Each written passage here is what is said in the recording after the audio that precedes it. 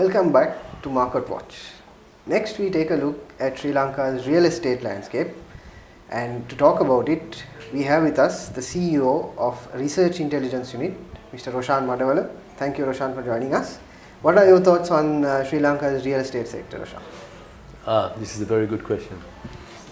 So for the last 10-15 years, this is a sector which has contributed immensely to the national economy and had spin-off effects on other sectors, particularly construction. So at the moment we feel that the market is still on a good footing, and there are many opportunities for local and foreign investors, and we actually see this. The market has been moving at a very steady and sometimes accelerated pace, with many developers coming in, both local and foreign. Right. So we feel fundamentally optimistic about real estate in Sri Lanka. Okay. What are the specific areas, if you were to speak about, which has the enthusiasm and the interest?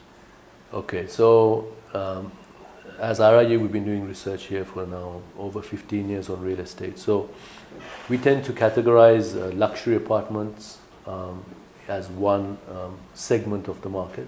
Similarly, we have office space, commercial office space, and we have retail malls, city hotels, land prices. So where shall I start? So I think apartments is a good place Exactly. from a residential perspective. Right, so if you go back 15 years, we didn't actually have even 500 units, or certainly less than 1,000 luxury units of apartments in Sri Lanka, in Colombo. Today, if we look at everything that's under construction, we are looking at 16,000 plus luxury apartment units, which is a huge increase. And so there are two ways to look at it. So many people over recent years have said, or rather asked the question, is there an oversupply in the market? Is this market going to crash? And I think people like to say this for whatever reason, and we really don't think that it's legitimate or justified to speak of oversupply. There has been a continuous growth in supply, sure, but we've also seen that demand is steady. If you take the central bank's own data, over the last 10 years, we can see that anything from 10 to 15,000 new housing approvals are given for the Greater Colombo alone.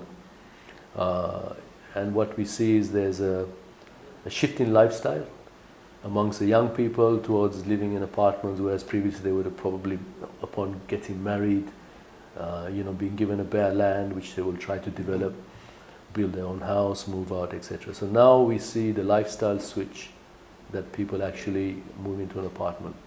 So even if an incremental 5 to 10% of people every year choose to be in an apartment as opposed to building their own house, we do not see any real issue with demand catching up with the increase in supply. Having said that, the upper end of the market, we like to call it the tier 1, the projects that are typically located very centrally in Colombo. These ones are not really within the reach of your typical demographic, not even the 10% of income earners. So who are these people? They're top CEOs of big companies, large leaders of large corporations, a lot of retired people, some foreigners, many dual nationalities, and we've estimated this number to anything from 30 to 50,000 people in Colombo. So it's a small number. Not everyone can afford $1 million to build an apartment, or to buy one rather. So this number is small but growing, and Sri Lanka is tipped by many of the international research agencies as well to have a rising number of millionaires in the country.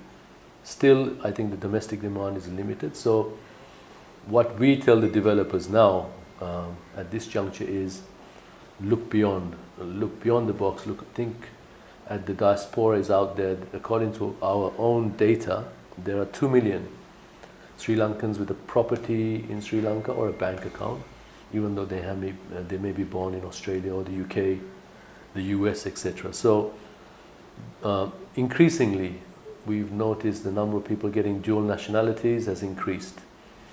The government, we see, is trying to encourage the diaspora to come back, invest. I think they've been driving IT sector as well.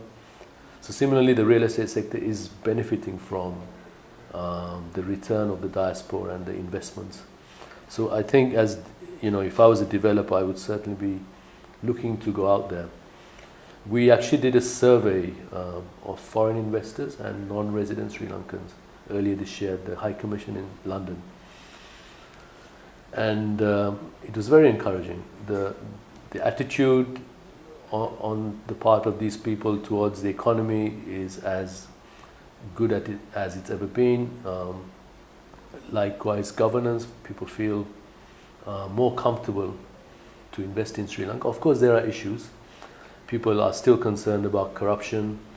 They still feel the transparency is not quite what it should be.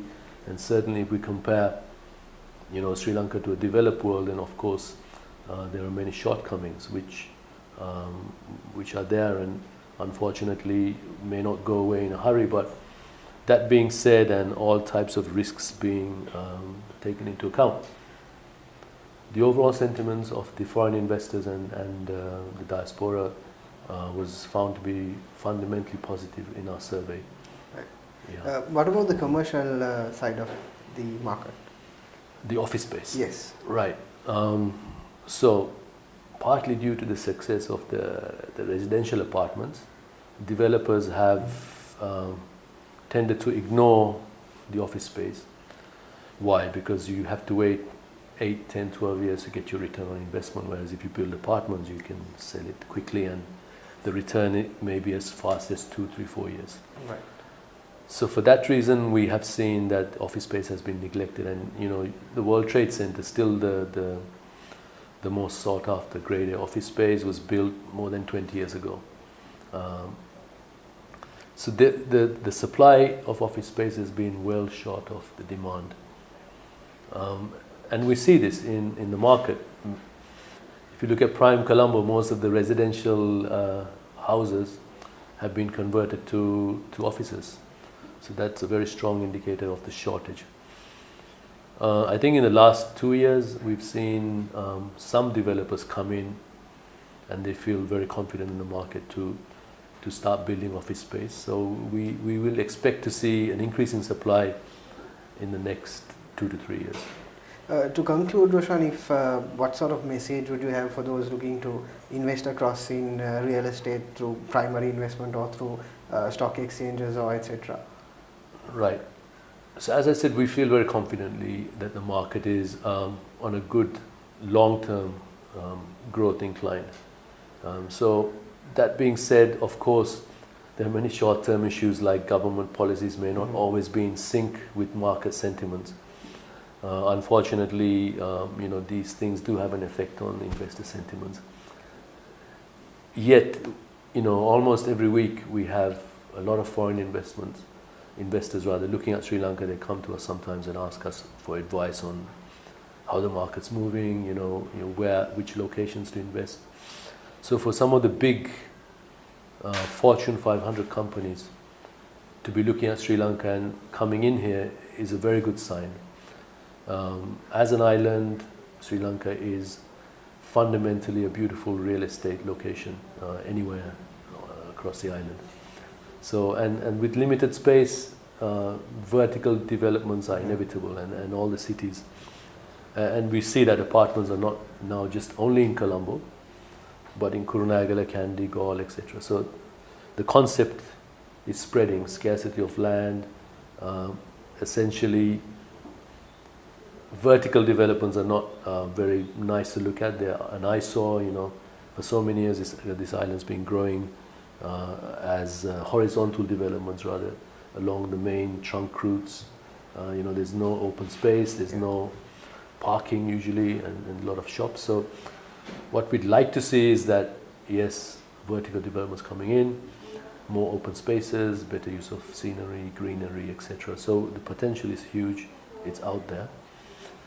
And if you ask me about the port city, it would be a good case in point, because the port city has planned in advance how it will be, you know, how much open space there will be, how many parks, water bodies, etc., trees.